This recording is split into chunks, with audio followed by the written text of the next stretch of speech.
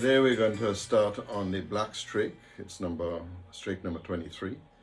It's 10 inches wide and 3.5 inches thick, and it tapers just like the wheel did, tapers down to the bow to 3 inches to get into the rabbet. David does not expand very much as to why it was called the black strake, and Greg in his contribution also makes no reference to it. I looked at quite a few books, and again, the only thing I can find is that because it was the first strake after the whale, and the whale was normally painted black, that's where it got the name from. That's unfortunate, because it's nice to have a little story and be a little deeper than that. Anyway, moving on. I'm using juniper for the external planking of the model. Decided that this will be contrasty enough, and I have lots of juniper available to me. Small amount of boxwood, but plenty juniper. And it's really a lovely wood, and in fact very similar to the boxwood. The first thing we're going to do is bend the bow section, and we're going to do it very similar to how we did it on the whale. And then we just need to remember to taper the end of it so that it fits in the rabbet, and the taper is 3 inches.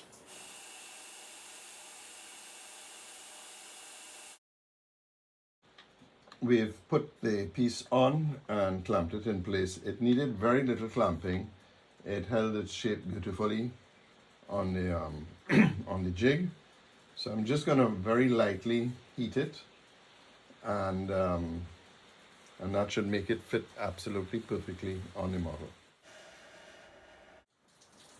So we'll just leave that to cool down, probably another few minutes, and it'll hold its shape perfectly.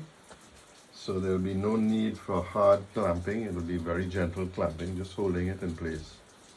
And then we'll cut it at the correct spot, make a butt joint to the next piece.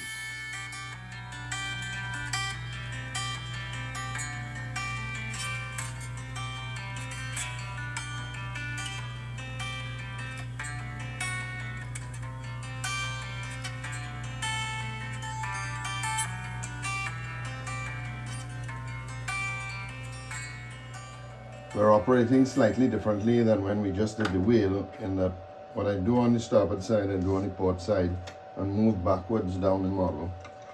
And the first thing we need to do is make sure we clean up the surface of the plank below or above, to make sure you have a nice clean line.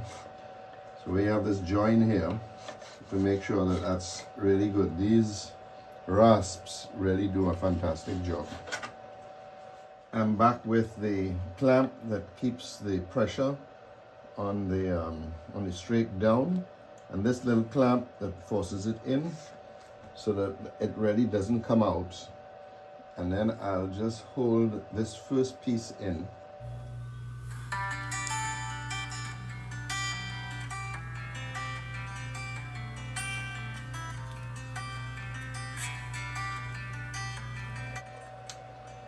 So you'll see there's a little pressure here. We just need to pull that in a little bit.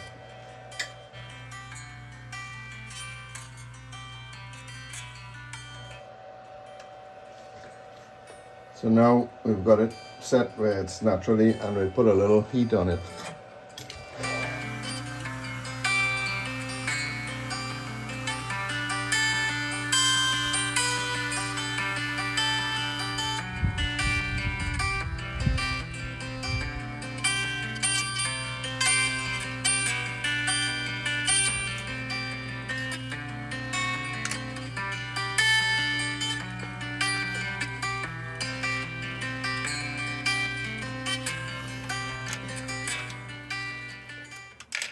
So very little spring back, still a little bit, but we'll clamp that out now. So it's just to stick it now.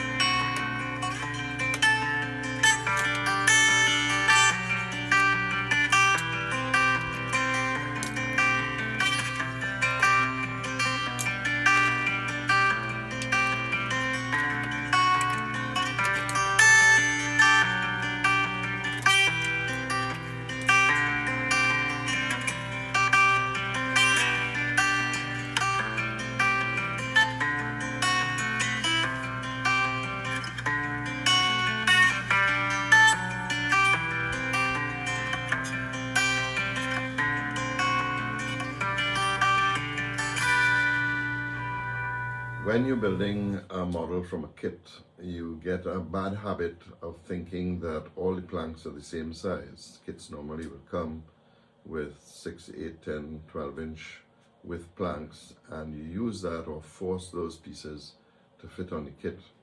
As you start to scratch build, you find that that's not the reality, that you actually have to carve and cut some of these pieces.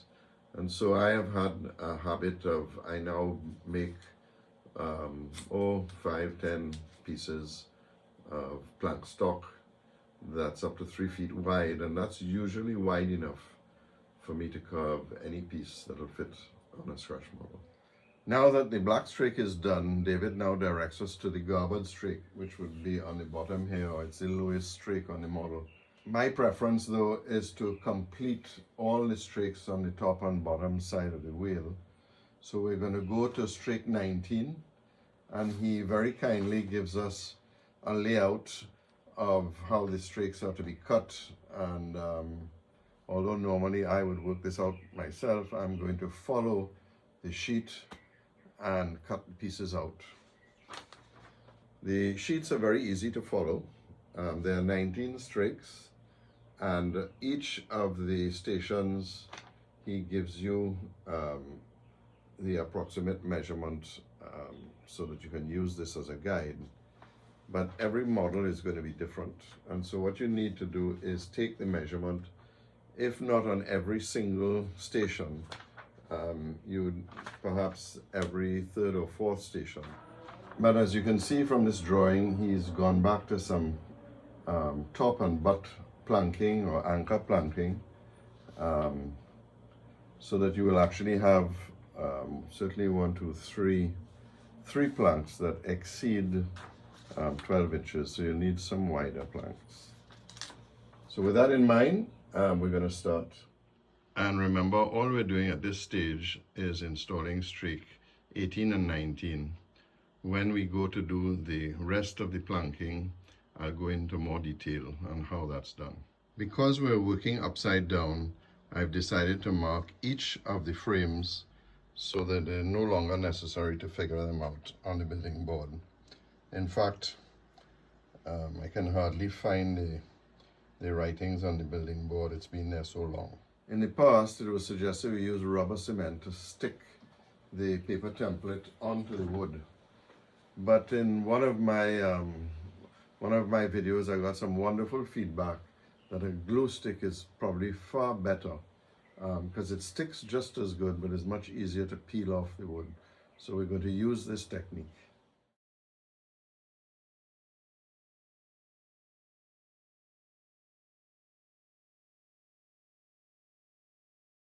And the first thing I find is that my curve actually goes quite differently from David's curve.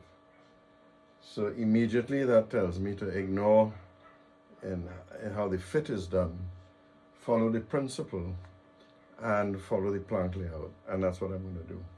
So I've fitted the starboard aft piece on number 19, and I will then put the second piece on, go to the other side, do the same thing, and then fit the stern piece in. So here is the trial fit, and it's got a very slight amount of spring back, and I'm losing a little bit of the edge here. So we're going to take down just a bit of the center, because you know this is a curve. So just like in a railboat, we'll take a little bit of the center off so we can get a better fit. This is probably overkill, but again, I'm using this RAS, which has a rounded surface. In the railboat building, there's a plane that actually has a curved shape that would give you this curve.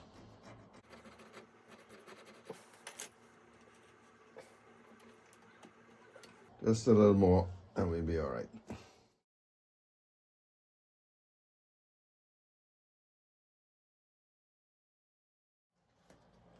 To correctly shape the next piece, I found a simple method, and that is to take the French ruler and run it along the bottom of the wheel until you find a fit, and then mark that. Take the piece of wood that you're going to put on it, mark off the pieces I've done with this one, and cut it to suit. And then you might have a scrap piece if you wished, which you'd use to get the fit. And this is going to take you a little while to get a nice tight fit. The second piece in strake 19 has a slight bend in it, so as not to heat it on the model, I'm using the same form to put that bend in.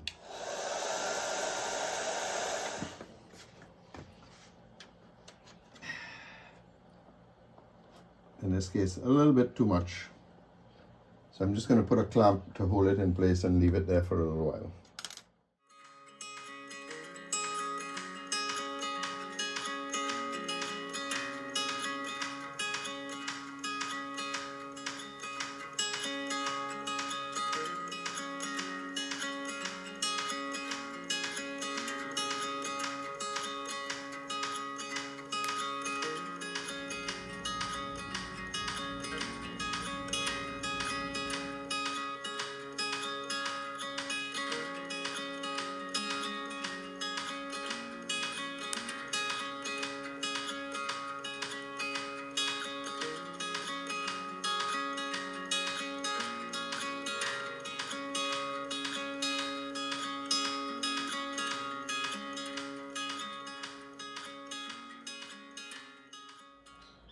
Clamping stuff like this can really be a challenge, and there are no rules and everything goes. So 19 is complete, and I'm fairly happy with how it came out. I didn't put top and butt join here. I saw no real reason to put it, and I'm really trying to establish this band, so the top and butt joints are going to go after that one. So now it's time to install number 18. Let's get going.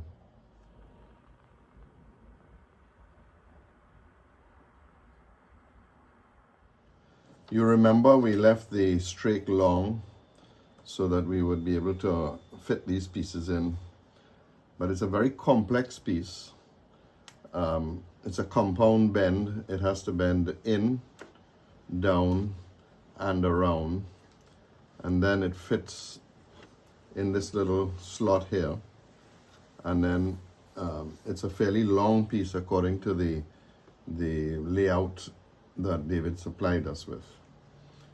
So I've had to do a lot of trimming to get it to fit, and after, I would say, 2 days and 3 or 4 pieces, here's one, here's another, lots of paper templates, about 10 paper templates, I finally got this last piece in, and the only thing left is to figure out how I'm going to clamp it, because I can't get the bend off the model. So you've got quite a bit to come down. So I need to hold that in place and then pull this down and then pull it into the side of the wheel. So lots of challenges. And at one time I was really going to reach out to Greg for some advice, but perseverance and taking up small, tiny little bits, particularly with the favorite pen sander, and well, it's got done. Again, clamps. You can never have a clamp. Thank God I had this long clamp that could get in there, use this little piece of wood to push it down. The dual clamps with the rubber feet to grab it. Well, you'll enjoy watching me stick this one up. As you transition to scratch building and more complex pieces, you get to understand, particularly in planking, that you can't simply bend and pull everything in. You actually have to shape and cut the piece to fit, You might be able to do a small amount of bending, but on a complex piece like this, the only way it's going to fit accurately is to be cut to shape. I'm certainly not boasting when I say this took most of a day and a half before I actually got it to fit. And that's just the nature of the beast. Lots of reshaping of the stern pieces, and of course shaping the piece and adjusting as we went along. But eventually we got a nice clean fit, and I'm really very happy with it. We move from the stern and we go straight over to the bow, and now we're going to fit this piece, and we've already lined it up and cut it off based on the drawing, and of course based on the measurements on the model itself.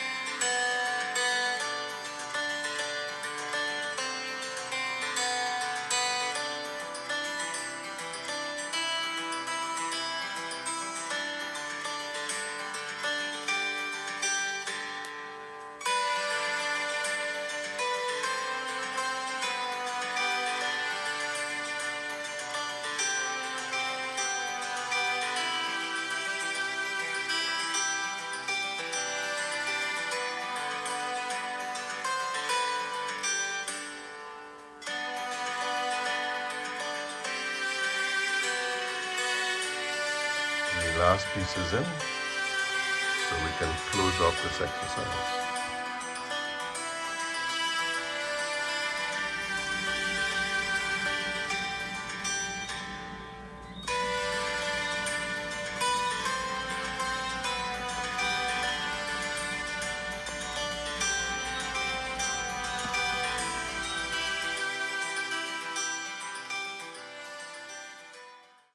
In our next video, we'll look at the installation of the garboard plank. So we see you then.